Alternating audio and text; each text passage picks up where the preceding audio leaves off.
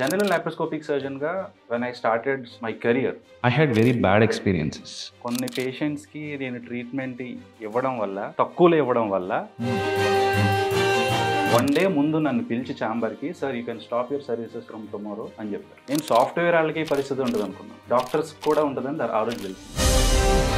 Then I understood It is always about demand and supply. చాలా మంది కాళ్లతో దీర్ఘకాలికంగా పుళ్ళతో మన దగ్గరికి వచ్చే వాళ్ళని చూస్తూ ఉంటాం. దానికి ఏ డ్రెస్సింగ్లు చేస్తాం, ట్రీట్మెంట్ చేస్తాం, పంపిస్తాం. కొన్నిసార్లు చాలా బ్యాడ్ సిచ్యువేషన్లో వస్తారనమాట. ఎంత బ్యాడ్ సిచ్యువేషన్ అంటే వాళ్ళకి ఆ టైంలో కాల్ తీసేయాలి ప్రాణం కాపాడడానికి. కానీ నచ్చేది కాదు అది, ఎందుకంటే అయిపోయిన తర్వాత పేషెంట్స్ డిప్రెషన్లోకి వెళ్ళిపోతారు. దీని మీద మనం ఇంకేమైనా చేయగలమా, నిజంగా అందరికీ కాళ్ళు తీసేయాలా, మనం ఏమైనా సేవ్ చేయగలమా అనేది ఒక థాట్ స్టార్ట్ అయింది. I found my passion. జనాలకి న్యాయం చేయాలన్న దృక్పథంతో Podiatric surgeon గా మారాల్సి వచ్చింది. అంటే నలుగురిలో ఒకరికి షుగర్ పుండ్ల వల్ల కాళ్ళు పోతుంది, అది కాదు విషయం. ఆ నలుగురిలో 3 కాళ్ళు మనం నిజంగా యాక్చువల్లీ కాపాడొచ్చు. అయితే నేను అబ్జర్వ్ చేసింది ఏంటంటే doctors the kind of stress they undergoing is huge. యాక్చువల్గా ఏ ప్రొఫెషనల్ అంత స్ట్రెస్ నేను చూడాల. ఈ డాక్టర్స్ ఇంత ఎర్లీ ఏజ్లో ఎందుకు ఇన్ని డిసీజెస్ వస్తున్నాయి, ఇంత స్ట్రెస్ లెవెల్ ఎందుకు? సో కాల్డ్ డెవలప్డ్ నేషన్ అయిన USA 300 to 400 doctors are committing suicide. Doctors profession అనేది చాలా మిజరబుల్ అయిపోయి, ఎప్పటికైనా ఓన్ హాస్పిటల్, ఇల్లు కట్టుకోవాలి. మా ఫాదర్ వచ్చింది ఒక సాధారణమైన రైతు కుటుంబం నుంచి. So he is the first doctor in the entire family. Loan తీసుకుని ఒక బిల్డింగ్ కట్టారు. లోన్కి పడే ఇంట్రెస్ట్ కూడా టైంకి కట్టలేని పరిస్థితి వచ్చింది. మా ఫాదర్ తీసుకున్న బెస్ట్ డెసిషన్ అంటే he made an investment in real estate. But మీ వీడియోస్ చూసిన తర్వాత నాకు అర్థమైంది ఏంటంటే real estate investment is good, కానీ కావాల్సినప్పుడు ఉపయోగపడలేదు. ఎవ్రీ డాక్టర్ ఇస్ రిచ్, వాళ్ళకి ఏంటి చాలా డబ్బులు ఉంటాయి. Less than 10% of the doctors are financially stable and 90% of the doctors are struggling. నాన్నగారు కాలం చేసినప్పుడు ఇట్ వాజ్ ఎనార్మస్ బిల్. కేవలం ఇన్సూరెన్స్ కాపాడింది. నాకు మా ఫాదర్కి జరిగింది వేరే డాక్టర్స్ జరగకూడదని అక్కడి నుంచి స్టార్ట్ చేసింది mission happy doctor.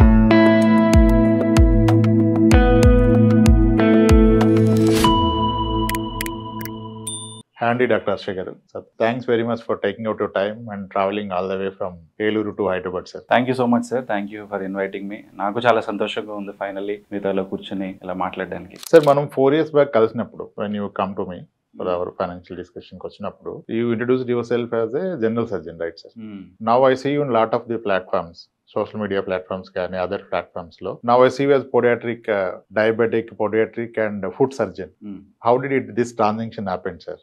What is exactly it is? Basically దీంట్లోకి వస్తాను అసలు ఇలాంటిది ఒక బ్రాంచ్ ఉందని నాకే తెలియదు. టిల్ ఒక 1.5 2 years బ్యాక్ వరకు. మాస్టర్స్ చేసిన తర్వాత జనరల్ సర్జన్, దాని తర్వాత లాప్రోస్కోపీ, ఇది కుట్టించింది కూడా అప్పుడే. సో ఇంకా దీని మీద జనరల్ అండ్ లాప్రోస్కోపిక్ సర్జన్ ఉంటుంది. జనరల్ అండ్ లాప్రోస్కోపిక్ సర్జన్ గా when I started my career I had very bad experiences in the profession. అంటే ఆల్రెడీ అప్పటికి ఎస్టాబ్లిష్ జనరల్ సర్జన్స్ చాలా మంది ఉన్నారు. లాప్రోస్కోపీ అనేది method of doing a surgery.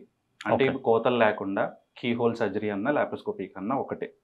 So ఆ విధంగా నేను ట్రైన్ అయ్యి 2 years కేరళలో ఫెలోషిప్ చేసి మనం కలిసిన టైంలో ఐ వాజ్ ఇన్ కేరళ. బయటకు వచ్చిన తర్వాత బాగుంటది అనుకున్న నా లైఫ్ లో కొన్ని చేదు అనుభవాలు ఎదురయ్యాయి అనమాట. నేను 2 years బ్యాక్ హైదరాబాద్ లో జాబ్ చేసేటప్పుడు ఇక్కడ as a laparoscopic surgeon. Again చాలా మందికి తెలియనివి ఇవి, కార్పొరేట్ హాస్పిటల్స్ మాకు డెఫినెట్లీ టార్గెట్స్ అనేవి ఇస్తాయి. ఆ విషయం నాకు ఇంటర్వ్యూ తీసుకుని నేను జాయిన్ అయినప్పుడు నాకు ఎవరు ఏం చెప్పలా, ట్రాన్స్పరెన్సీ లేదు. తర్వాత తెలిసింది ఏంటంటే నాకు ఇంత శాలరీ ఇస్తున్నారు కాబట్టి వాళ్ళు ఇంత ఎక్స్పెక్ట్ చేస్తారని. At least 3 to 4 times of the salary we have to generate. దానికి కొన్నిసార్లు అవసరం లేని సర్జరీస్ కూడా పోస్ట్ చేయాల్సిన ప్రెషర్ ఉంటుంది. నేను ఇమ్మడలేకపోయాను. So I lost the job. Literally కొన్ని పేషెంట్స్ కి నేను ట్రీట్మెంట్ ఇవ్వడం వల్ల, తక్కువలో ఇవ్వడం వల్ల వాళ్ళకి రెవెన్యూ సరిగ్గా పెరగదని వన్ డే ముందు నన్ను పిలిచి ఛాంబర్ కి sir you can stop your services from tomorrow అని చెప్పారు. నేను సాఫ్ట్వేర్ వాళ్ళకి పరిస్థితి ఉంటుంది అనుకున్నాను, డాక్టర్స్ కూడా ఉంటుందని ఆ రోజు తెలిసింది. సో ఏంటిది అర్థం కాల. Then I understood it is always about demand and supply. So చాలా మంది జనరల్ లాప్రోస్కోపిక్ సర్జన్స్ ఉన్నారు, నా దగ్గరికి ఎందుకు రావాలి? అట్ ద సేమ్ టైం ఇదంతా పక్కన పెడితే నేను ఏం కొత్తగా చేస్తున్నా, what is that I'm contributing to society అనేది స్టార్ట్ అయింది క్వశ్చన్. అప్పుడు నేను ఆల్రెడీ యాజ్ అ జనరల్ సర్జన్గా కూడా చాలా మంది కాళ్లతో దీర్ఘకాలికంగా పుళ్ళతో మన దగ్గరికి వచ్చే వాళ్ళని చూస్తూ ఉంటాం. దానికి ఏ డ్రెస్సింగ్లు చేస్తాం, ట్రీట్మెంట్ చేస్తాం, పంపిస్తాం. కొన్నిసార్లు చాలా బ్యాడ్ సిచ్యువేషన్లో వస్తారనమాట. ఎంత బ్యాడ్ సిచ్యువేషన్ అంటే వాళ్ళకి ఆ టైంలో కాలు తీసేయాలి ప్రాణం కాపాడడానికి. అలాగా నేను చేసిన చాలా సర్జరీస్లో నా కలీగ్స్తో పాటు చాలా మందికి యాంపిటేషన్స్ చేయాల్సి వచ్చింది. కానీ నచ్చేది కాదు అది. ఎందుకంటే అయిపోయిన తర్వాత పేషెంట్స్ డిప్రెషన్లోకి వెళ్ళిపోతారు. దాని తర్వాత 1-2 విజిట్స్కి వస్తారు. దాని తర్వాత ఆ పేషెంట్ ఎక్కడ ఉన్నారో లేదో కూడా అర్థమయ్యేది కాదు. సో నా దగ్గరికి ఎలాగో వీళ్ళ పేషెంట్స్ ఎక్కువ మంది వస్తున్నారు కాబట్టి అసలు దీని మీద మనం ఇంకేమైనా చేయగలమా, నిజంగా అందరికీ కాళ్ళు తీసేయాలా, మనం ఏమైనా సేవ్ చేయగలమా అనేది ఒక థాట్ స్టార్ట్ అయింది. దెన్ రీసెర్చ్ చేస్తే నాకు అర్థమైంది ఏంటంటే దీని మీద ఒక స్పెషలైజ్డ్ బ్రాంచ్ ఉంది. That is podiatry. Okay. India మొత్తంలో 50 నుంచి 60 మంది పొడియాట్రిక్ సర్జన్స్ ఉన్నారు. ఓకే. అండ్ ఆంధ్రప్రదేశ్లో అయితే వేళ్ల మీద లెక్క పెట్టచ్చు. So I thought okay, this is something I want to do. I found my passion. And అప్పటి నుంచి I started up skilling myself. మళ్ళీ దాని మీద కోర్స్ చేసి ఇంకా నేర్చుకుంటూ, సో ప్రస్తుతానికి జనాలకి న్యాయం చేయాలన్న దృక్పథంతో పొడియాట్రిక్ సర్జన్గా మారాల్సి వచ్చింది. Laparoscopic surgeon. పొడియాట్రిక్ అంటే ఏంటి సార్? ఇప్పుడు లాప్రోస్కోపీ అంటే కట్ చేసేది. పొడియాట్రీ అంటే పాదాలు లేకపోతే అరిపాదాలకు సంబంధించిన ఏదన్నా పుళ్ళు కానీ ఏమన్నా పడితే లేదా ఇన్ఫెక్షన్స్ వచ్చినా కేవలం ఫుట్ రిలేటెడ్ డిసీజెస్ ని స్పెషలైజ్డ్ గా చూసే డాక్టర్స్ ని పొడియాట్రిస్ట్ అంటారు. వాళ్ళలో మళ్ళీ పొడియాట్రిక్ ఫిజిషియన్స్ ఉంటారు, పొడియాట్రిక్ సర్జన్స్ ఉంటారు. So I'm a podiatric surgeon. Podiatric సర్జరీలో కూడా మాక్సిమం 80% మేము చూసే పేషెంట్స్ షుగర్ వల్ల దీర్ఘకాలికంగా ఉన్న వాళ్ళలో పుళ్ళు పడి మానవ అనమాట. కొన్ని సంవత్సరాలు ఉండిపోతారు పుళ్ళతోటి. సో అలాంటి వాళ్ళని మనం డీల్ చేస్తాం అనమాట. ఎర్లీగా గుర్తించి అసలు పుళ్ళు పడకుండా ఏం చేయాలి, ఒకవేళ కాళ్ళకి పుళ్ళు పడితే దాన్ని ఇన్ఫెక్షన్ పెరగకుండా కాళ్ళు తీసేయాల్సిన అవసరం రాకుండా ముందే మనం గమనించి చిన్న చిన్న ప్రొసీజర్స్ తోటి ట్రీట్మెంట్ తోటి కాళ్ళని సేవ్ చేయొచ్చు. So this is podiatry. Surgeon అంటే నా understanding cutting or removing a part. అంటే ఇప్పుడు మీరు ఈ కాళ్ళకి చేస్తున్నప్పుడు కూడా అలా అయినప్పుడు ఆ పోయినంత వరకు తీసేస్తారా? అంటే గ్యాంగ్రీన్ అంటారు కదా, గ్యాంగ్రీన్ వస్తే ఇంకా అది లాస్ట్ అండి, ఇంకేం చేయలేం. గ్యాంగ్రీన్ ముందు అంటే ఈ రోజు వచ్చిన పేషెంట్ రేపటికి గ్యాంగ్రీన్ అయిపోతుంది. రేపు వస్తే ఏం చేయలేం నిజంగా. అంత క్రిటికల్ 1 day 24 hours లో గ్యాంగ్రీన్ వస్తే ఇంకా దట్ ఈస్ డెడ్ టిష్యూ, నల్లగా అయిపోయి వస్తారు. ఆ స్టేజ్ లో వచ్చిన వాళ్ళకి మనం ఏలైతే ఏలు తీసేయాలి, కాలైతే కాలు తీసేయాల్సి వస్తుంది. ఇప్పుడున్న మోడర్న్ మెథడ్స్ ఏంటంటే ఏళ్ళతోనే ఆగిపోయేలాగా అట్లీస్ట్ కాళ్ళని కాపాడేటట్టు మనం చేయొచ్చు. అది విషయం. అంటే ఈ కాళ్ళకి సంబంధించినవన్నీ ఓన్లీ షుగర్ వల్ల వస్తాయి అంటారా, డయాబెటీస్ వల్ల? కాదండి, కాకపోతే 80% వచ్చే కాళ్ళకి పడే పుళ్ళుకి రీజన్ మాత్రం షుగర్. అంటే ఇప్పుడు లైఫ్ టైం రిస్క్ ఒక షుగర్ వచ్చిన వాళ్ళకి అల్సర్ పడే రిస్క్ 25% ఉంటుంది. నలుగురిలో ఒకళ్ళకి అల్సర్ వచ్చే ఛాన్స్ ఉంటుంది. అల్సర్ వచ్చిన తర్వాత అవి ఇన్ఫెక్షన్ అయ్యే ఛాన్సెస్ 30 to 50% ఉంటుంది. ఒకసారి ఇన్ఫెక్ట్ అయితే హాస్పిటల్లో అడ్మిట్ అయ్యే ఛాన్సెస్ మళ్ళీ ఒక 25 to 50% ఉంటుంది. ఒకసారి హాస్పిటల్ అడ్మిట్ అయితే పుళ్ళు పడిందని కాలిపోయే అవకాశం 25% ఉంటుంది. అంటే నలుగురిలో ఒకళ్ళకి షుగర్ పుండ్ల వల్ల కాళ్ళు పోతున్నాయి. అది కాదు విషయం. ఆ నలుగురిలో 3 కాళ్ళు మనం నిజంగా యాక్చువల్లీ కాపాడొచ్చు. 80% of the amputations can be prevented. Just right టైంలో డాక్టర్ ఇంటర్వ్యూన్ అయ్యి పేషెంట్స్ కి రైట్ ట్రీట్మెంట్ ఇవ్వగలిగితే 80% of the amputations can be prevented. అది డయాబెటీస్ ఏ లెవెల్లో ఉన్నప్పుడు స్టార్ట్ అవుతుంది సార్? అంటే HbA1c ఒకటి మెజర్ చేస్తాం. సో HbA1c అనేది చాలా క్రిటికల్ పాయింట్ అండి. అట్లీస్ట్ 7 to 10 years షుగర్ ఉంటే మాత్రం వాళ్ళకి కాళ్ళకి స్పర్శ పోతుంది. అది ఫస్ట్ పాయింట్. కాళ్ళకి స్పర్శ పోవడం అనేది అన్ని అనర్థాలకి దారితీస్తుంది. స్పర్శ పోవడం వల్ల వాళ్ళు చెప్పులు లేకుండా తిరిగేస్తారు. చెప్పులు లేకుండా తిరిగడం వల్ల గుళ్ళకి వెళ్తారు, ప్రదక్షిణాలకు వెళ్తారు. లేకపోతే మన ఇండియన్ సెట్టింగ్ లో చాలా మంది ఫార్మర్స్, రైతు కుటుంబాలకు సంబంధించిన వాళ్ళు చెప్పులు లేకుండానే పల్లికి వెళ్తారు. కాళ్ళకి గుర్చుకున్న వాళ్ళకి స్పర్శలు తెలియవు. సో పుండు పడతాయి. పుండు పడింది విషయం కూడా తెలియదు. ఏదో రసికారత ఉంది, ఎవరో పక్కన వాళ్ళు చెప్తే ఏదో పుండు పడింది అంటే అప్పుడు వెళ్తారు హాస్పిటల్. అంటే నొప్పి అనేది భగవంతుడు ఇచ్చిన బ్లెస్సింగ్. నొప్పి లేకపోవడం ఒక శాపం అన్నది. నొప్పి ఉంటేనే కదా డాక్టర్ దగ్గరికి వచ్చేది ఎవరైనా. సో దానివల్ల స్పర్శ తగ్గిపోవడం వల్ల పుళ్ళు పడతాయి, అదొక కారణం. ఇంకోటి చెమట గ్రంథులు చచ్చిపోతాయి షుగర్ ఉన్న వాళ్ళు, దీర్ఘకాలంలో ఉన్న వాళ్ళకి. సో పాదాలు డ్రై అయిపోతాయి.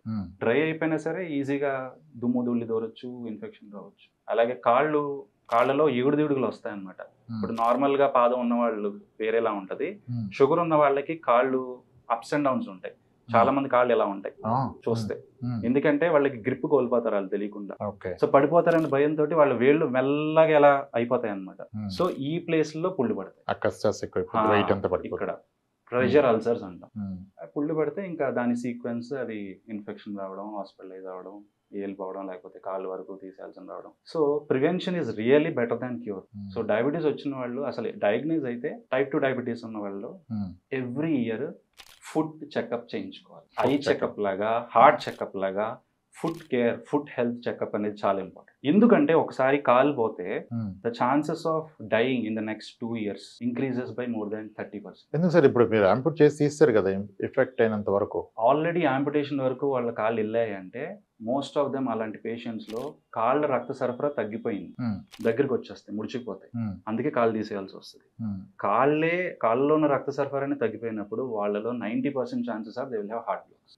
సో ఫుట్ అల్సర్ స్టార్ట్ అయ్యి హీల్ అవ్వట్లేదంటే ఫస్ట్ చెక్ చేయించుకోవాల్సిందే గుండె. ఎందుకంటే షుగర్ ప్రతిదీ డ్యామేజ్ చేస్తుంది, హార్ట్ నుంచి కిడ్నీ నుంచి కాళ్ళ వరకు. మీరు అంటే గుర్తొచ్చింది, one of my client term insurance కి మెడికల్ చెకప్కి వెళ్ళినప్పుడు హైలీ డయాబెటీస్ ఉందని డయాగ్నోస్ అయింది. HbA1c 13 ఎంతో చెప్పారు. అయితే అతను అన్నాడు, sir insurance company fraud sir, నాకేం లేదు, వీళ్ళు అబద్ధం చెప్తున్నారు అన్నారు.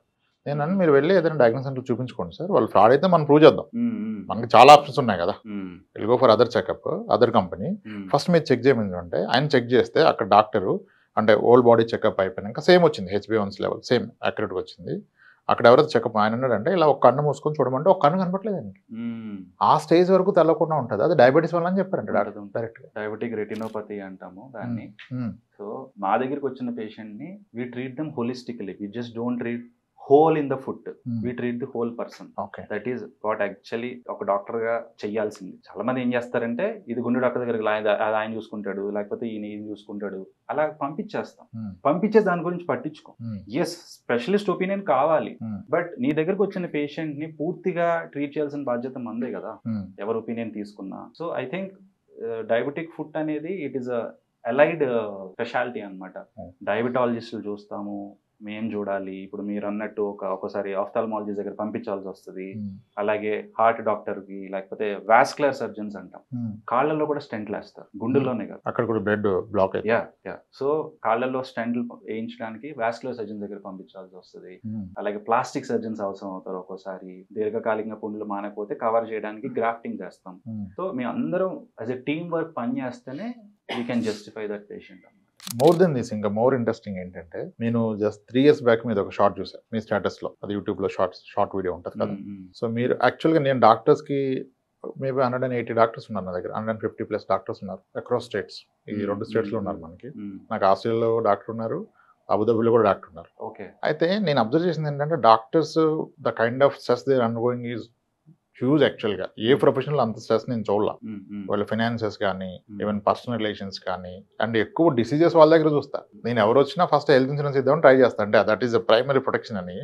When ask them comorbidities, pre existing diseases, diabetic since 4 years అంటారు డాక్టర్స్, అన్నీ చెప్తారు. అది నాకు అర్థమవుదు. అయితే నాకు ఒక ఉండేది ఒపీనియన్, ఈ డాక్టర్స్ ఇంత ఎర్లీ ఏజ్లో ఎందుకు ఇన్ని డిసీజెస్ వస్తున్నాయి, ఇంత స్ట్రెస్ లెవెల్ ఎందుకు? ఇంకా మొన్న కొంతమంది ఏమో మెడిసిన్ పీజీ చదివిన కోర్సెస్ యొక్క ఫీజులు మళ్ళీ ఆ లోన్స్ తీసుకోలేక స్ట్రెస్లోకి వెళ్తున్నారు. ఇంత స్ట్రెస్ఫుల్.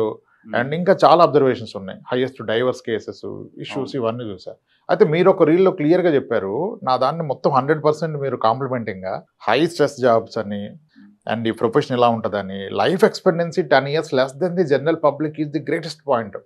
అది నేను చదివాను. నేను చెప్పడానికి ఒక డాక్టర్ ముందు భయపడతాను, ఆయన డాక్టర్ కదా, who am I to decide is life expectancy 10 years less than general public. What is exactly? And another most interesting, you started a mission called mission happy doctors.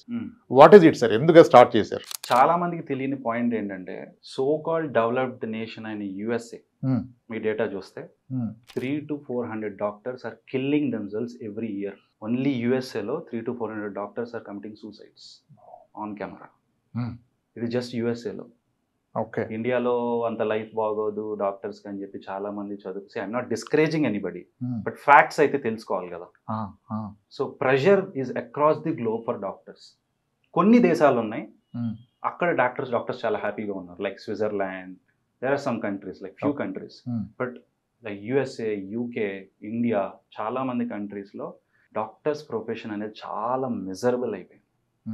And why did I start? పర్సనల్గా నేను వచ్చింది ఒక మధ్యతరగతి కుటుంబం, పుట్టింది తణుకులో, నా education అంతా విజయవాడ, దాని తర్వాత కర్ణాటక, జాబ్ కోసం అని చెప్పి కేరళ, ఢిల్లీ, రకరకాల చోట్లకి వెళ్ళాను. In my experience of this life, what I observed first thing is something that happen to my father.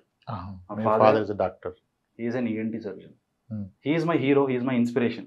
ఈ రోజు నేను మీ ముందు ఇలా కూర్చున్నానన్న ఆయనే కారణం. నేను పెరుగుతున్నప్పుడు మా డాడీ హాస్పిటల్కి వెళ్ళేవాడిని, ఆయన పేషెంట్స్ ఇంటరాక్ట్ అయ్యేది, ఓపీలో కూర్చునేవాడిని. The way he use to counsel patients that inspired me. So నేను అవ్వాలనుకున్నా, ఆయన డైరెక్ట్గా ప్రేరేపించలేదు కానీ నేను ఇన్స్పైర్ అయ్యాను. సెకండ్ రీజన్ ఏంటంటే నాకు మ్యాథ్స్ అంటే భయం. సో సైన్స్ సైడే వెళ్ళాలి, ఏమాత్రం వీలైనా డాక్టర్ అవ్వాలనుకున్నా. First 15 years of my father, చిన్నపిల్లాడిగా స్కూల్లో ఉన్నంతసేపు I saw my father's career blossoming. కెరియర్లో is a roaring practice, use to perform 90 to 100 operations అంట అని తర్వాత మా మదర్ చెప్తే నాకు తెలిసింది. సో ఆ రోజు మా ఫాదర్ అంత గొప్ప సర్జన్ అని నాకు తెలియదు.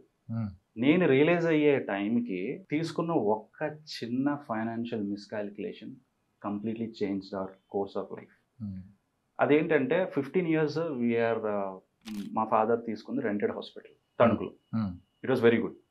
ఆయన కళ ఎప్పటికైనా ఓన్ హాస్పిటల్, ఇల్లు కట్టుకోవాలి, తప్పులేదు.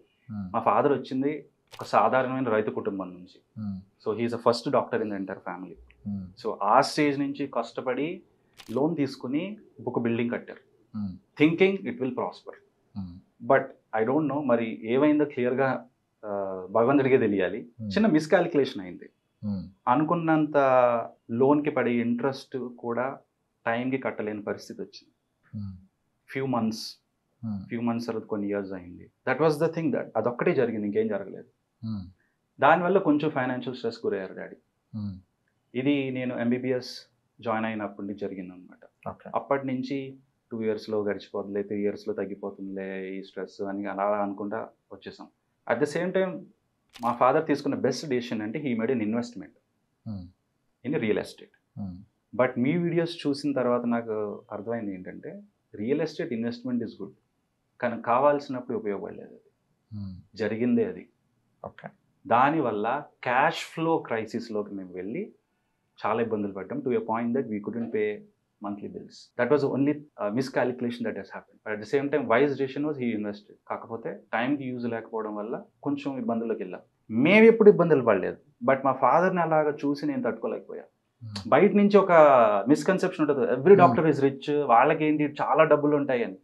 Only 10% or less than 10% of the doctors are financially stable అండి. 90% of the doctors are struggling. కాకపోతే సొసైటీ ఎక్స్పెక్టేషన్స్ మీట్ అవ్వడానికి పూసుకునే రంగుల పైకి ఆ స్టాండర్డ్ ఆఫ్ లివింగ్ మెయింటైన్ చేయాలి కాబట్టి ఈఎంఐస్, డెట్స్, కార్ లోన్లు అన్నీ కనిపించాలి కదా. సో బయటికి కనిపించడానికి చేసే ప్రయత్నంలో ఇంకా కూరుకుపోతున్నారు అప్పుల్లో, డెట్స్లో, పర్సనల్ లోన్స్లో. ఒక కంపెనీ వెంటబడిస్తుంది, I don't want to name on camera. So that is the main reason. So this not only affected financial thing, it affected his practice. అంత స్ట్రెస్లో we couldn't manage properly, practice దెబ్బతింది. దానే అడ్వాంటేజ్గా తోటి practitioners తీసుకుని unfortunately I started seeing decline in his practice. Though he's a great surgeon, great skill ఉంది ఆయనకి. చిన్న miscalculation, it affected not only his practice, it affected his personal life. కానీ ఒక్కసారి కూడా మా ఫాదర్ షేర్ చేసుకోవాలా, స్ట్రెస్ ఉందా నాకేం లేదు బాగానే ఉంది అనేవాళ్ళు. బట్ లోపల ఎంత ఉందో నాకే తెలుసు. That affected his health. He became diabetic. వంశపారంపర్యంగా ఉంది. దాంతోపాటు he also got diagnose with sugar. ఏముందులే టాబ్లెట్ తీసుకుంటున్నారు, చాలా కాలం డాడీ డిలే చేశారు. But he eventually started taking. ఎంత పాయింట్కి వచ్చిందంటే కోవిడ్లో he got hospitalize. At the same time మా తాతగారు కూడా. ఇంటిల్లపాది అందరూ ఎఫెక్ట్ అయ్యాం, కానీ హాస్పిటల్ వరకు వెళ్ళింది మా నాన్న, మా తాతగారు. 2021 మే నేను జాబ్ నుంచి ఇంటికి వచ్చాను, కొన్ని రోజులు గడిపెళ్దామని. సెకండ్ వేవ్ హిట్ అయింది. 10 daysలో మొత్తం లైఫ్ మారిపోయింది.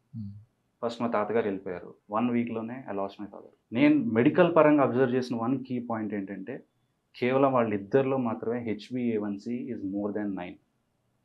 తాతగారికి 11 ఉంది, డాడీకి 10+ ఉంది. మిగతా వాళ్ళు అందరూ ఎఫెక్ట్ అయినా అదర్ డయాబెటిక్స్ కూడా ఉన్నారు ఇంట్లో, మా అమ్మమ్మ, మామయ్యలు. కాకపోతే వాళ్ళకి HbA1c బాగానే ఉంది. So there is some correlation between uncontrolled diabetics who suffered the maximum in Covid. But again ఆ డయాబెటీస్ రావడానికి కేవలం వంశపారంపర్యమో ఫుడ్ హ్యాబిట్సో కాదు.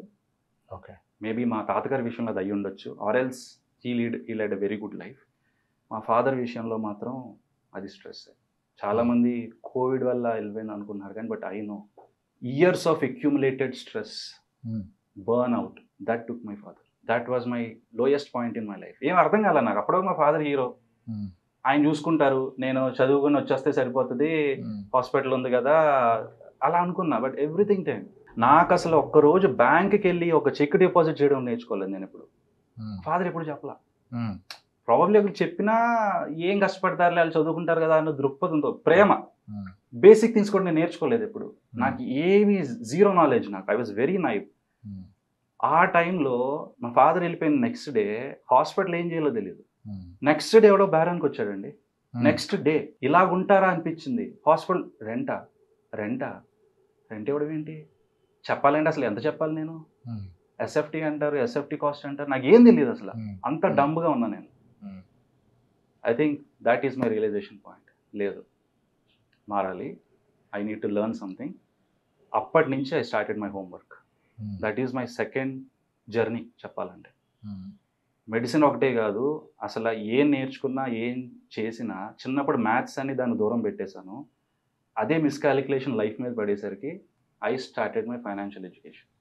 అప్పటి నుంచి మీ వీడియోలు చూడడం స్టార్ట్ చేశా. వేరే వాళ్ళ అలాగే ఎక్కడి నుంచి దొరికితే అక్కడ రిసోర్సెస్, మ్యూచువల్ ఫండ్స్ అంటే ఏంటి, ఇన్వెస్ట్మెంట్ ఏంటి, ఇన్సూరెన్స్ ఏంటి, ఎవ్రీథింగ్. బట్ నేను చేసిన ఒకటే ఒక గుడ్ థింగ్ ఏంటంటే ఇన్సూరెన్స్ గురించి కొంచెం 2 years ముందు తెలుసుకున్నా. మా ఫాదర్కి ఇన్సూరెన్స్ అప్పటికి మా ఫాదర్ కూడా లేదు హెల్త్ ఇన్సూరెన్స్. 2 years బిఫోర్ నేను ఇన్సూరెన్స్ తీసుకున్నా. మా ఇంట్లో వాళ్ళందరికీ ఇచ్చాను. నాన్నగారు కాలం చేసినప్పుడు ఇట్ వాజ్ ఎనార్మస్ బిల్. కేవలం ఇన్సూరెన్స్ కాపాడింది. అసలే ఒక లాస్. ఆ టైంలో ఫైనాన్షియల్ బర్డెన్ అయితే ఇంకా అసలు బుర్ర పని చేయదు ఎవరికి. దెన్ అప్పుడు చెప్పా, బాబు మాకు ఇది యూజ్ అయింది అని చెప్పి నా ఫ్రెండ్స్కి పుష్ చేసి, ఎవరు శాశ్వతంగా కాదు ఇక్కడ, మన లైఫ్ను మనం గ్రాంటెడ్ తీసుకోకూడదు, డాక్టర్స్ తీసుకుంటున్నారు. సో నా రియలైజేషన్, నేను నేర్చుకున్న పాఠాలు, గుణపాఠాలు, I started investing on myself, learning about finances, learning about other skills which are necessary. Then నాకు మా ఫాదర్కి జరిగింది వేరే డాక్టర్స్ జరగకూడదని అక్కడి నుంచి స్టార్ట్ చేసింది మిషన్ హ్యాపీ డాక్టర్. గ్రేట్. ఇప్పుడు ఎంతమంది ఉంటారు మీకు మిషన్ హ్యాపీ డాక్టర్? అంటే how do you counsel doctors, you talk to them? Mission happy doctor is nations first revolutionary movement అని చెప్పాలి. Where we prioritise doctors well being. అంటే ఈ రేస్లో డిగ్రీల తర్వాత డిగ్రీలు, చదువుల తర్వాత చదువులు, ప్రాక్టీస్ స్కేల్ చేసుకోవాలని ఈ హోల్ ప్రాసెస్లో ప్రతి ఒక్క డాక్టర్ కూడా వాళ్ళు ఒక సాధారణమైన మనిషి అనేది మర్చిపోతారు. అవును. శ్రీరంగ నీతులు ఎవరు చెప్తారంటే మేమే. మేము మీకు చెప్పిన ఏది పాటించాం. నేను ఇంకొక చిన్న కామెడీ అనాలజీ చెప్పాలనుకుంటున్నాను. నా one of the senior colleagues ఓపీడీలో కూర్చుంటున్నప్పుడు ఒక పేషెంట్ వచ్చారు. కొంచెం డ్రింక్ అది చేస్తాడు, లివర్ పాడైంది. ఈయన కౌన్సిల్ చేస్తూ మనం మందు మానేయాలి, కష్టం లేకపోతే అది ఇది అని అంటాడు. ఆ మనిషి బాణపొట్టు వేసుకుని, బట్టతల, చింపుల్ జుట్టు వేసుకుని పేషెంట్ కౌన్సిల్ చేస్తున్నాడు. అవునా డాక్టర్గా అది ఇది అని అన్నాడు. బయటికి వెళ్ళిపోయాడు. బయటికి వెళ్ళిపోయిన తర్వాత బయటికి అలా వెళ్ళిన వెంటనే సిగరెట్ ఇది పోదు. పేషెంట్ చూశాడు. ఆ పేషెంట్ చూడడం నేను చూసాను. ఎందుకు వింటాడు పేషెంట్? వినకపోవడమే కాకుండా రెస్పెక్ట్ పోద్దుగా. అంటే ఇది అవేర్నెస్ లేక. ఫస్ట్ అందుకు మనం ఏమైనా అడ్వైజ్ ఇస్తే ఫస్ట్ మనం పాటించాలి. That is exactly what I'm trying to do. And mission happy doctor ద్వారా we started wellness campaigns, wellness workshops, online and offline. దాని ద్వారా క్వాలిఫైడ్ డాక్టర్స్ని we take them through a process. So ఒక common నానుడు ఏంటంటే జీవితాంతం కష్టపడితేనే doctor అనేవాడు సక్సెస్ అవుతాడు. చదువు లేకపోతే తర్వాత ప్రాక్టీస్ అను, తర్వాత ఒకటి తర్వాత ఒకటి అను. But I found a framework. కొంతమంది డాక్టర్స్ని అబ్జర్వ్ చేసి ఆ ఫ్రేమ్ వర్క్ నేను తెలుసుకోవడం జరిగింది. ఆ ఫ్రేమ్ వర్క్ ద్వారా every doctor can achieve holistic success in life, where they can be happy professionally, personally, without sacrificing their personal well being. అది పాసిబుల్. ఇది కొంతమంది డాక్టర్స్కి ఎవరైతే మేము ఎలిజిబుల్ అనుకుంటాం, because it's not for everybody. ఇదేదో కోర్స్ లాంటిదో, మెంటర్షిప్ లాంటిదో, జస్ట్ అలాంటిది కాదు. We want serious doctors who value their life. అలాంటి వాళ్ళని we train them, coach them as a personal holistic growth and wellness mentor. అది కూడా I'm very particular about this age group, only 25 to 35. 45 ఏళ్ళకి 50 ఏళ్ళకి నేను ఏంటని చెప్పేది వాళ్ళు ఎందుకు వింటారు? ఆ టైంలో వాళ్ళు ఏం చేయాలనుకుని ఇంకేం చేస్తారు? యాజ్ యూ సెడ్, నేను దీంట్లో రీసెర్చ్ స్టార్ట్ చేసినప్పుడు then I understood. Indian Medical Association వాళ్ళు of Kerala chapter, they made a research on 10,000 doctors 2007 నుంచి 17 ఇయర్స్, 2017 10 ఇయర్స్ లాంగ్ స్టడీలో 10,000 మంది డాక్టర్స్ని వాళ్ళు స్టడీ చేసినప్పుడు క్లోజ్డ్గా, వాళ్ళు తీసుకొచ్చిన డేటా ప్రకారం, అనలైజ్ చేసిన డేటా ప్రకారం ఏంటంటే average life expectancy of doctor is 59 years. సగటు భారతీయుడి ఆయుష్ 69.7 నుంచి 72 ఏళ్ళు ఉంటే డాక్టర్ 10 ఏళ్ళు తక్కువ. Reason stress, burnout. Stress, burnout కొంచెం డిఫరెంట్ అండి. ఇప్పుడు మనకి రేపు ఎగ్జామ్ ఉంది, ఏదో ఇంటర్వ్యూ ఉంది, we feel stress. Stress is good. Okay, stress bad అనుకుంటా. Stress is not bad, stress is good. Stress అనేది it prepares our body to face some challenge. That is stress basically. అది లేకపోతే మనిషి ఎప్పుడో చనిపోయాడు. కాకపోతే ఆ స్ట్రెస్ పైలప్ అయిపోయి దీర్ఘకాలికంగా there is no venting out, let out లేదు. దానివల్ల చాలా హార్మోనల్ చేంజెస్ అవుతాయి, ఎస్పెషల్లీ కార్టిసాల్. కార్టిసాల్ అధికంగా పెరగకపోవడం వల్ల ఇన్సులిన్ రెసిస్టెన్స్ వస్తుంది, అందుకే షుగర్ వస్తుంది.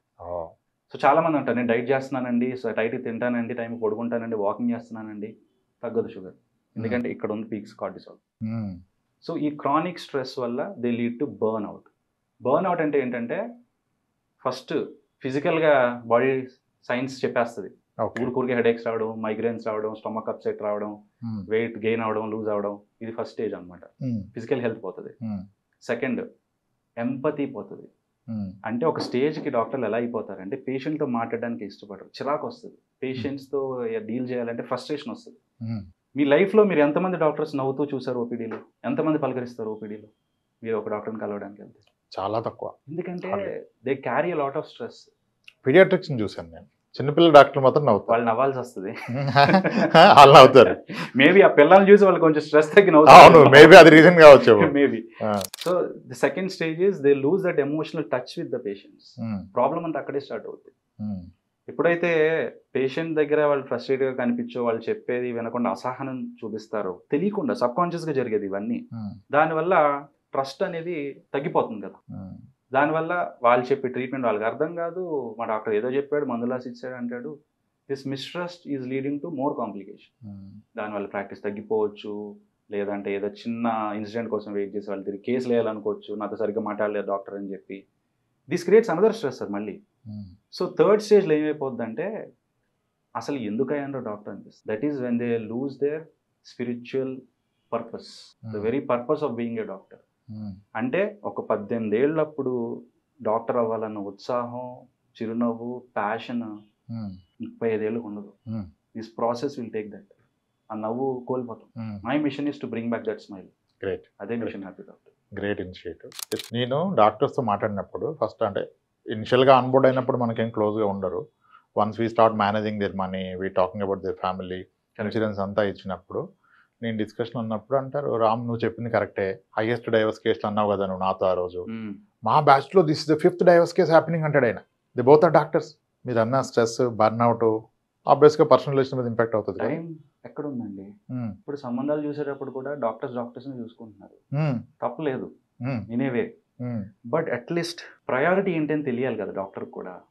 First half of the life ఏమో చదువులు వెనకాల అయిపోతుంది, రేస్లో పరిగెడతాం, సెటిల్ అవ్వాలి, ఎస్టాబ్లిష్ అవ్వాలి అని. Then we compromise on so many things, personal life also. Quality of life పార్ట్నర్స్కి తగ్గిపోతుంది. ఓకే, డిస్టర్బెన్సెస్ అని అక్కడే వస్తాయి కదా. అవును. ప్లస్ మళ్ళీ వైఫ్ హాస్పిటల్ స్ట్రెస్ తీసుకోవచ్చు హస్బెండ్ మీద, హస్బెండ్ ఏమో హాస్పిటల్ స్ట్రెస్ తీసుకోవచ్చు వైఫ్ మీద. There is no letting out. But at the same time బాగా అండర్స్టాండింగ్ తోటి బ్యాలెన్స్డ్ అప్రోచ్ ఉన్న వాళ్ళకి, అంటే హాస్పిటల్ విషయాలు హాస్పిటల్ దగ్గర వదిలేసి, అండ్ దే హ్యావ్ క్లారిటీ, మనకి ఇంతమంది పేషెంట్స్ వస్తే చాలు, రోజుకి ఎంత వస్తే చాలు అని ఒక బ్యాలెన్స్డ్ అప్రోచ్, క్లారిటీ ఉన్న వాళ్ళు దే ఆర్ హ్యాపీ. ఎవరికి ఉంది సార్? క్లినిక్ 3 floors టాప్ ఫ్లోర్లో ఉంటారు సార్, వదిలేయటం కాదు అసలు, పక్కెళ్ళదు దాని నుంచి. బట్ అగైన్ మీరు అన్నట్టు this is increasing. Reason being అంత అప్రోచ్, అంత బ్యాలెన్స్డ్ అప్రోచ్ ఎంతమందికి ఉంది? ఎందుకంటే చుట్టూ ఉన్న సొసైటీ ఉండనివ్వలేదు కదా.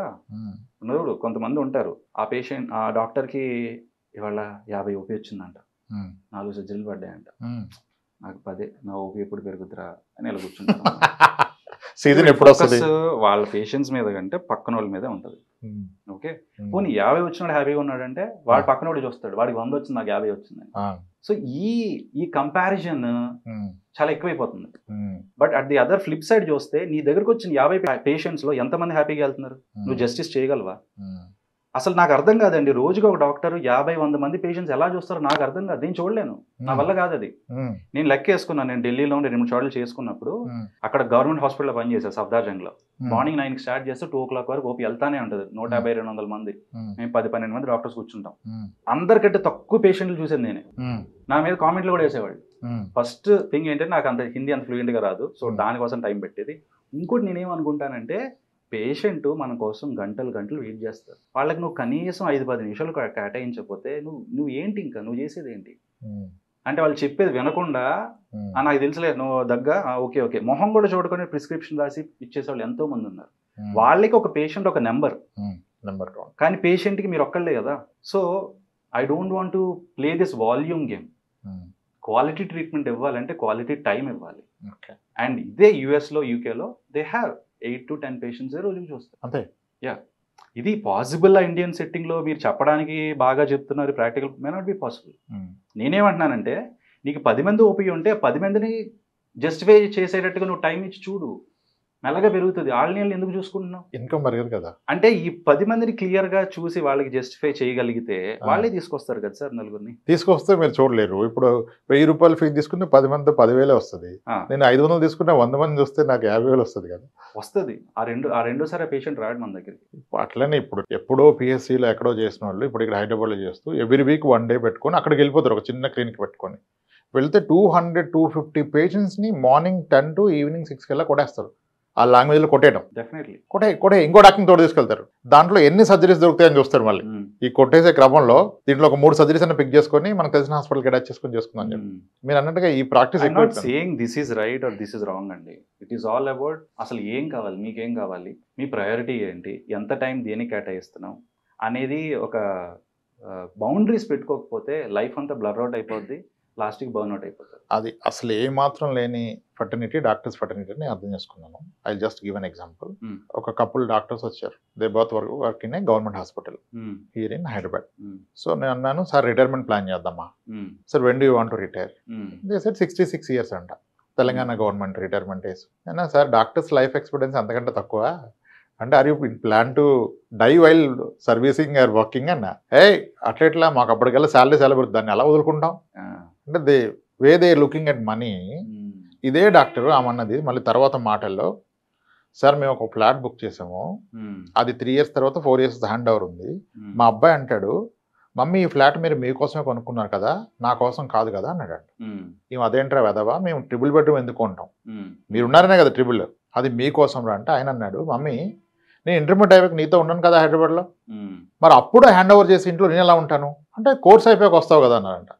కోర్స్ అయిపోయాక ఇంటికి ఎందుకు వస్తాను మమ్మీ, జాబ్కి వెళ్తాను కదా, నేను తర్వాత మీతో ఉండను, మీకు ఆ విషయం అర్థం అవ్వట్లేదా, మీరు ఏదన్నా ఈ రోజు తీసుకుంటే నేను ఆ ఇల్లు ఎంజాయ్ చేస్తాను, మీరు మీకోసమే తీసుకున్నారు నా కోసం కాదన్నాడు. సార్ వాడేంటి సార్ అలా అన్నాడు, పిల్లలు ఏంటి సార్ ఇలా తయారని అన్న. అతను చెప్పింది కరెక్ట్ కదా, మీ ఆలోచన తప్పు. ఆయన మీతో ఉన్న 4 years బెటర్ లైఫ్ ఇవ్వకుండా ఆయన ఇండిపెండెంట్ ఇండివిజువల్ అయిపోయి ఏం చేస్తున్నాడు, మీరు ఇస్తే దానికి వాల్యూ రెస్పెక్ట్ ఎక్కడ ఉంటుంది? ఇప్పుడు నన్ను ఏం చేయమంటారు సార్ అన్నాను. సరే అడ్వాన్స్ ఇచ్చారు, ఇరుక్కుపోయారు, తీలేరు కదా, ఈ రోజు దాన్ని ఈక్వలెంట్ హౌస్కి రెంట్కి వెళ్ళండి, మీ అబ్బాయికి ఓనా లోనా రెంటెడా సంబంధం లేదు, ఈ షుడ్ ఎంజాయ్ కదా, వెళ్ళండి ఏం చెప్పా.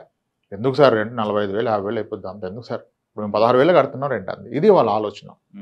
ఎంత ఇన్కమ్ వచ్చినా వాళ్ళ ఓన్ లైఫ్ స్టైల్కి కానీ పిల్లలకి కానీ కూడా బెటర్. ఇది అంటే ఓపీలో 10,000 వచ్చింది, ఆ 20 వచ్చింది, ఇంట్లో ఉంటే 10-20 పోద్దని వెళ్ళిపోతున్నారు. వాళ్ళకు వాళ్ళే స్ట్రెస్ బిల్డ్ చేసుకున్నారు సార్. క్లియర్ అండ్ నా అండర్స్టాండింగ్ అయితే ఇది ఒక ప్రింటింగ్ మెషిన్, ఆ డాక్టర్స్ అంటే కరెన్సీ ప్రింటింగ్ మిషన్ లాగా అయిపోయింది. అండ్ మీరు అనిందంతా స్ట్రగ్లింగ్ ఇదంతా యంగర్ జనరేషన్కి, but older generation those are above 50 doing practice in a town for the last 30-40 years. Most of them are more than 100 years today. But అదంతా ఎక్కడ ఉందనే సెకండ్ క్వశ్చన్. మళ్ళీ అదంతా ఇల్లు రియల్ ఎస్టేట్ పొలాలు స్థలాల్లోనే ఉంటుంది. అది నేను అబ్జర్వ్ చేస్తాను. వాళ్ళకి అది చూసి యంగ్స్టర్స్ కూడా మేము అలా సంపాదిస్తాం అనుకుంటున్నారు. And another point I want to bring in to your notice.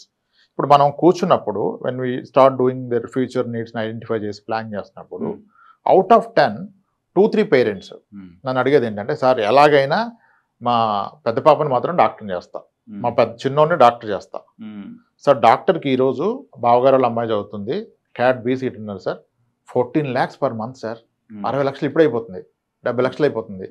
ఒకవేళ మా పాప కూడా రాకపోతే క్యాట్ బి, ఇప్పుడు మా పాప 10 years కదా, 8 years తర్వాత ఎంత ఉంటుంది మొత్తం లెక్కలు చేశారు వాళ్ళు.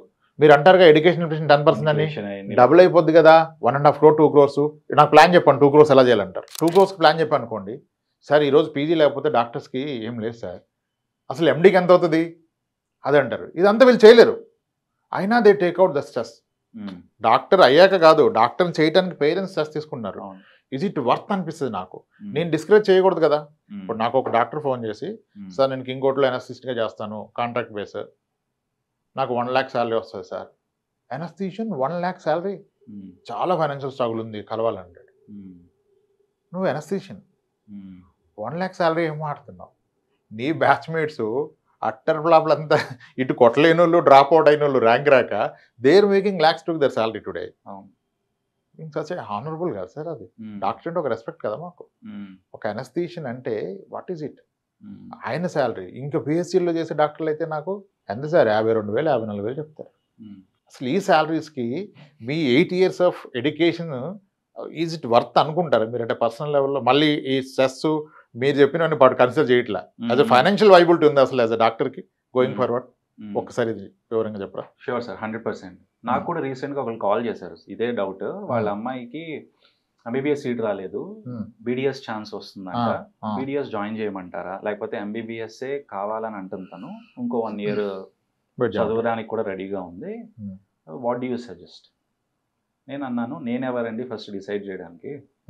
అసలు మీ అమ్మాయికి ఎందుకు అవ్వాలనుకుంటుంది డాక్టర్ మీకు క్లారిటీ ఉండాలి. ఒకవేళ నిజంగా తనకు అవ్వాలనుకుంటే, వాళ్ళకి మధ్యతరగతి కుటుంబం, వాళ్ళు క్లియర్గా చెప్పారు, ఏమండి మేమైతే ఇంత పెట్టలేము, ఇప్పుడున్న కాస్ట్కి ఇన్ని కోట్లు వల్ల కాదు అనేసి. అప్పుడు ట్రై చేయమనండి, తప్పలేదు. 1 year 2 year తనకు అంత ప్యాషన్ ఉంది డాక్టర్ మీద అంటే సీట్ కొడుతుంది, ఈ రోజు కాకపోయినా రేపైనా కొడుతుంది. ఒకవేళ కొట్టకపోతే అప్పుడు వాట్ నెక్స్ట్ అనేది తర్వాత ఆలోచిద్దాం. ఇది కేవలం మీ అమ్మాయి డాక్టర్ అవ్వాలనుకుంటే మాత్రం ట్రై చేయమని అన్నా. మీరు మీ అమ్మాయి డాక్టర్ అవ్వాలనుకుంటే మాత్రం వదిలేసేయండి అని చెప్పి, అది క్లియర్ కట్గా. అదేంటి సార్ అలా అన్నారండి? అది మీకలండి. ఇప్పుడు యాజ్ ఎ పేరెంట్స్ మీకు ఓకే, మీ పిల్లలు డాక్టర్ అవ్వాలనుకోవడం మీ చాయిస్ ఉంది, తప్పలేదు. బట్ దాన్ని బలవంతంగా మాత్రం దయచేసి చేయొద్దు. దానికోసం మీ ఆస్తులు తాకట్టు పెట్టి ఇవన్నీ చేస్తే మీ కళ మీ పిల్లలు తీర్చడం కోసం మీరు చేసే అప్పులు, వాళ్ళు లైఫ్ లాంగ్ అప్పులు తీర్చడం కోసమే వాళ్ళు ఆలోచిస్తారు. బ్యాక్ ఆఫ్ ది హెడ్ 18 yearsకి మీరు ఆల్రెడీ వాళ్ళు ఫైనాన్షియల్ స్ట్రెస్తో ఇండ్యూస్ చేసి పంపిస్తున్నారు. అలాంటి వాళ్ళు బయటకు వచ్చి సేవ చేయాలని ఎందుకు అనుకుంటాడు? చేయలేరు కదా. కానీ సొసైటీ పర్సెప్షన్ ఏంటి? డాక్టర్ అంటే సేవకుడు, డాక్టర్ అంటే ఫ్రీగా వైద్యం చేయాలి. అంటే అసలు డాక్టర్ గురించి, ఒక పాలిటీషియన్ గురించి, పోలీస్ గురించి ఉన్నంత మిస్కన్సెప్షన్, ఎస్పెషలీ సినిమాల వల్ల. నాకు సినిమాలు అంటే చాలా పిచ్చ, కానీ నాకు కోపం వచ్చేస్తూ ఉంటుంది. డాక్టర్ని లాస్ట్లో తీసుకొస్తారు, లేకపోతే అంత గురువారెడ్డి గారు అన్నట్టు ఠాగూర్ సినిమా అయిన తర్వాత నిజంగా మిజరబుల్ అయిపోయింది డాక్టర్స్ లైఫ్ 100%. సో ఈ మిస్కన్సెప్షన్ వల్ల ఏంటంటే ఆల్రెడీ ప్రెషర్ ఉన్నది ఇంకా డబల్ ట్రిపుల్ అయిపోతుంది.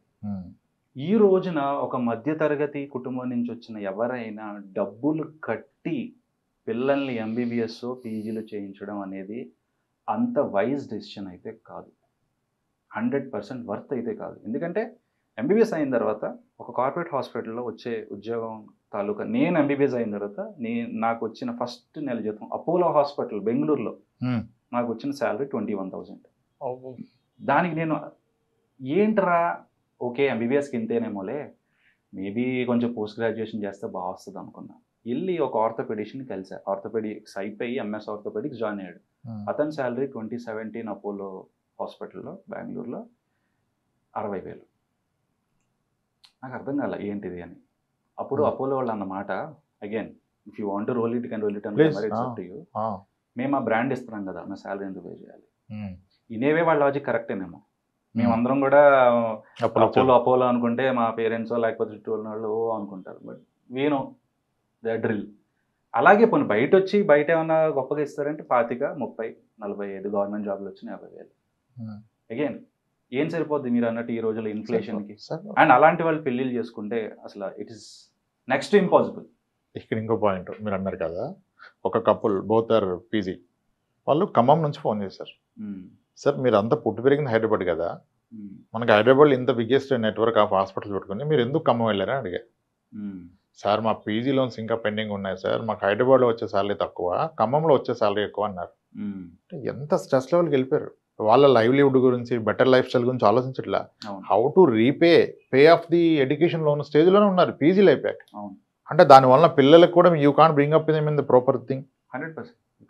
ఇంకొక డాక్టర్ కంప్లైంట్, సార్ మా మదరు ఆయన రేడియాలజీ ఐ బిలీవ్ పెరిఫెరీలో చేస్తే ఎక్కువ వస్తుంది, ఇక్కడ తక్కువ వస్తుంది అని చెప్పి ఇక్కడ నేను లవ్ మ్యారేజ్ చేసుకున్నానని మా వైఫ్ నన్ను మా మదర్ నన్ను తిడతారు సార్, మా బ్రదర్ నన్ను తిడతాడు, నేను ఈవెన్ మా వైఫ్ని లవ్ చేసుకుని ఇక్కడ ప్రాక్టీస్ అని ఇక్కడికి వచ్చానని చెప్పి, అక్కడ చాలా ఇన్కమ్ వస్తుంది, ఇక్కడికి వస్తే అది సరాసరి 6 లక్షల నుంచి 1,00,000 పడిపోయిందని అంటాడు. ఆయన ఈ స్ట్రగ్లింగ్ బిట్వీన్ ఫ్యామిలీ. సో ఎంత బ్యాడ్ సార్ ఈ ప్రొఫెషన్లో. ఈ స్ట్రెస్ అందరికీ చూస్తున్నాను. ఇవన్నీ లీడ్స్ టు ఫైనాన్షియల్ స్ట్రెస్. మీరు అన్నట్టుగా మేజర్ స్ట్రెస్ ఫినాన్షియల్గా వస్తుంది. ఆ మేజర్ మిస్టేక్స్ డాక్టర్సే చేస్తారు. I have witness doctors losing big money in trading also. ఎందుకు ఆ మైండ్ సెట్ వస్తుంది డాక్టర్స్కి? అంటే ఫస్ట్ ఆఫ్ ఆల్ ఎడ్యుకేషన్ పరంగా మా హోల్ లైఫ్ మేము చాలా లీనియర్గా ఆలోచిస్తాం. మా థింకింగ్ ఎప్పుడు ఎంబీబీఎస్, నీట్ నుంచి మొదలు పెట్టుకుంటే నీట్, ఎంబీబీఎస్, దాని తర్వాత ఎంఎస్, ఎండి, దాని తర్వాత మళ్ళీ ఎంసీహెచ్లో, డిఎంలో, దాని సరిపోదు ఇప్పుడు ఫెలోషిప్స్. It's always linear. అంటే మా whole education is only confine to medical knowledge. కాకపోతే కొంతమందికి ఆస్పిరేషన్స్ ఉంటాయి, బట్ మేబీ ఒక passive source of income create చేసుకోవాలనో తప్పలేదు. బట్ దానికి తగ్గట్టుగా నాలెడ్జ్ కూడా సంపాదించుకుంటే పర్వాలేదు. హాఫ్ నాలెడ్జ్ తోటి ట్రేడింగ్లో పెడితే మనీ వస్తుందంట, స్టాక్స్ పెడితే మనీ వస్తుందంట, ఇలా అనుకుని నాకు తెలిసిన ఫ్రెండ్స్ కూడా చాలామంది హాఫ్ బేక్ నాలెడ్జ్లో దాంట్లో కూడా కాళ్ళు వేసి ఉన్నది కూడా పోగొట్టుకుంటుంది. So if really doctors wants to create passive source of income, మీలాంటి ఫైనాన్షియల్ అడ్వైజర్స్ని ఫస్ట్ కలవాలి. అయితే ఒకప్పుడు ఫ్యామిలీ డాక్టర్స్ కాన్సెప్ట్ ఎలా ఉందో, ఎవ్రీ డాక్టర్కి కూడా ఒక ఫైనాన్షియల్ డాక్టర్ ఉండాలి. మీకు నిజంగా ట్రేడింగ్ మీద ఇంట్రెస్ట్ ఉంటే సబ్జెక్ట్ తెలుసుకుని దిగితే ఐ థింక్ పర్వాలేదు అనుకుంటా. నాకు దాని గురించి డీటెయిల్గా తెలియదు. But again fast money will always go fast అని, దట్స్ వాట్ ఐ బిలీవ్. మీ ప్రొఫెషన్లో ఆ టైం దొరకదు కదా. టైం దొరకదు. అదే ఉన్న టైంలోనే అంతా ఏదో చేసేయాలి అని చేసే ప్రయత్నంలో ఉన్నది బాబు. అన్నా sir me most of the trade is washroom trade అంటే ఎగ్జాక్ట్లీ అన్నాడు. వాష్రూమ్లో ట్రేడ్ చేస్తారు, ఈ హాల్లో వైఫ్ చూస్తారు కదా, అవును, అక్కడ ఫినిష్ చేసి వచ్చేస్తారు trade. What is it sir? ఇప్పుడు అదర్ సైడ్ మనం ఇప్పటి వరకు మాట్లాడింది డాక్టర్స్ ఇన్కమ్ లెవెల్ లేక స్ట్రెస్లోకి లోన్ అవుతున్నారు, ఇన్వెస్ట్మెంట్స్ రాంగ్లీ చేసి trying to build clinic beyond their limits and taking loans, exclusive doctor loans ఇస్తున్నారు కొన్ని ఎన్బిఎఫ్సి.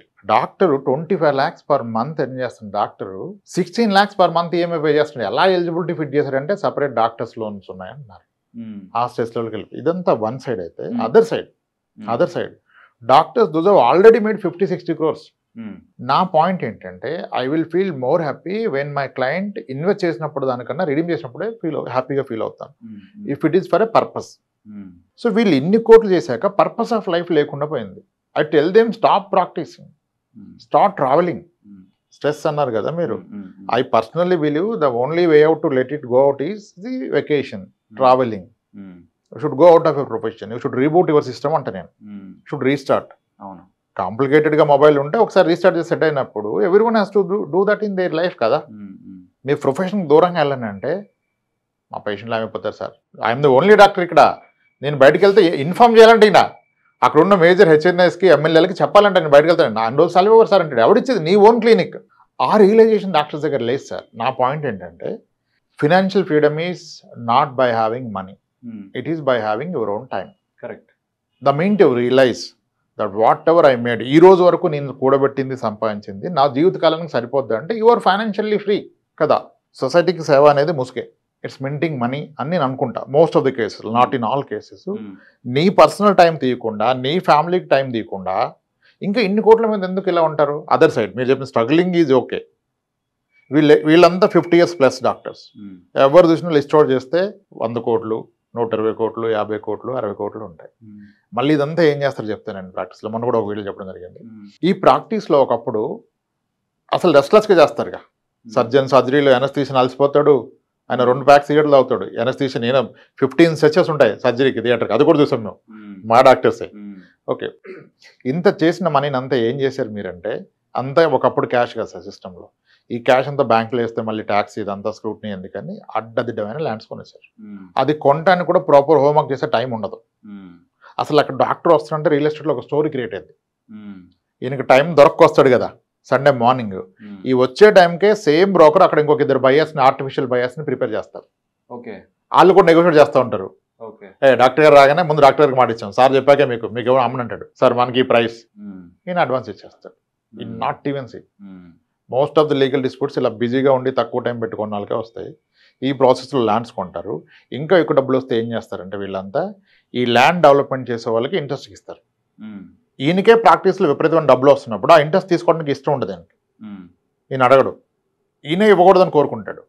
ఆయన ఒక రోజు వస్తాడు ఒక 2 years తర్వాత, సార్ మీరు ఇచ్చిన 1 crore కాస్త 1.5, 2 crore అయింది కదా సార్ ఇప్పుడు విత్ ఇంట్రెస్ట్, నా దగ్గర ఫండ్స్ ఉన్నాయి తెచ్చి ఇవ్వమంటారా ఈరోజు అంటాడు. వద్దు అంటాడు. సార్ మళ్ళీ ఇప్పుడు మీరు తీసుకోకపోతే నేను మళ్ళీ ఇంకో వెంచర్ స్టార్ట్ చేస్తున్నా, అది స్టార్ట్ చేస్తే ఈ మనీ అయిపోద్ది, అప్పుడు మళ్ళీ నాకు ఆ వెంచర్ అవడానికి 2-3 years పడుతుంది సార్, మరి దట్స్ ఓకేనా అంటాడు. అప్పుడు ఇంక డౌట్ వస్తుంది, నేను ఒక వ్యక్తి దగ్గర ఇన్ని క్రోర్స్ పెడితే ఇతనికి రిస్క్ అయితే నాకేంటని. అప్పుడు ఏమంటారు చేసేతను, సరే దీని వరకు ఆ వెంచర్లో ల్యాండ్ తీసుకుంటా అంటాడు. ఇలా బీరువాల్ నిండుగా డాక్యుమెంట్స్తోని ల్యాండ్స్ ఫిల్ చేశారు. ఈయన ఈరోజు ఆయనకున్న ల్యాండ్స్ ఆయన ఐడెంటిఫై చేయని వాళ్ళు చాలామంది ఉన్నారు. మరి ఇప్పుడు మీరు అన్నట్టుగా మీ నాన్నగారు బీయింగ్ ఏ డాక్టరు, ఆయన ఎప్పుడు మీకు ఒక చెక్ అంటే ఏంటో చెప్పలేదు, ఫైనాన్షియల్ ట్రాన్సాక్షన్ చెప్పలేదు, ఆయన ఇన్కమ్ లెవెల్ చెప్పలేదు, ఆయన స్ట్రెస్ షేర్ చేయలేదు. ఇలా పిల్లల్ని పెంచినప్పుడు ఈ డాక్టర్కి 70 ఏళ్ళు వచ్చాక ఈయన వీకెన్ అయితే, ఈయన ఏమైనా టర్మినల్ సిచ్యువేషన్కి వెళ్ళిపోతే ఆయన కిడ్స్ మేనేజ్ చేస్తారన్న క్వశ్చన్ లేదు డాక్టర్స్ దగ్గర. అసలు నేను డాక్టర్స్కి అయితే క్లియర్లీ ఐ టెల్, మీ నెట్వర్త్లో లిక్విడ్ నెట్వర్త్ ఎంత, ఇల్లిక్విడ్ నెట్వర్త్ ఎంత, మీ ఆప్షన్స్లో కూడా ఫ్యామిలీ వాడుకోగలిగింది, మేనేజ్ చేయగలిగింది ఎంత అని అడిగితే 0 in most of the cases, literally 0. ఇది బిగ్ ప్రాబ్లం క్రియేట్ చేస్తున్నారు సార్. దే ఆర్ థింకింగ్కి హ్యూజ్ కష్టపడ్డాను ఫ్యామిలీ గురించి చేశాను అంటున్నారు కానీ అసలు లేదు సార్.